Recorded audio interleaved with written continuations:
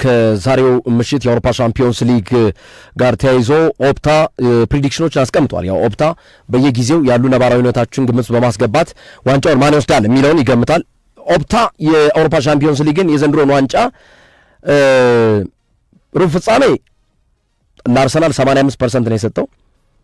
ሰሚ ፋይናል ወይም ግማሽ ፍጻሜ 64% ሰጥቶታል። ፋይናል 46% ዋንጫውን ይወስዳል ብሎ 30% አርሰናል በቀዳሚነት በአንደኛ ተራ ቁጥር ላይ ተቀምጧል። ስለዚህ ከመቶ ዋንጫውን ይወስዳል ተብሎ በኦፕታ የሻምፒዮንስ ሊግ ፕሬዲክሽን ላይ አርሰናል በ30% በአንደኝነት ተቀምጧል። ባየር ሙኒክ 14% ሁለተኛ ደረጃ ላይ የተቀመጠ ቡድን ነው። ዋንጫውን ይወስዳል ተብሎ 14% የተሰጠው በኦታ ሁለተኛ ላይ ነው። ማንቸስተር ሲቲ 10% ሶስተኛ ደረጃ ላይ ተቀምጧል።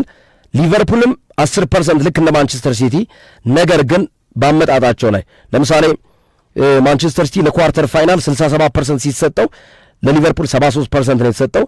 ሰሚ ፋይናል ላይ ለማንቸስተር ሲቲ 33% ለሊቨርፑል ደግሞ 41% ነው። ፋይናል ላይ ለሁለቱም 20% ነው። ግን ዋንጫውን ለመውሰድ ለሁለቱም 10% ነው የተሰጣቸው። ቼልሲ 7%፣ ባርሴሎና 7%፣ ፓሪስ ሰን ዠርመን 5%፣ ኒውካስል ዩናይትድ 3%፣ ኢንተር ሚላን 3%፣ ቶተንሃም 3%፣ ስፖርቲንግ ሊዝበን 2%፣ ሪያል ማድሪድ 2%፣ አትሌቲኮ ማድሪድ 1%፣ ቦሩሲያ ዶርትመንድ 1%፣ ቤኔፊካ 1% ተሰጥቷቸዋል። ለዋንጫው ቅድመ ግምት የተሰጣቸው ክለቦች እነዚህ ናቸው።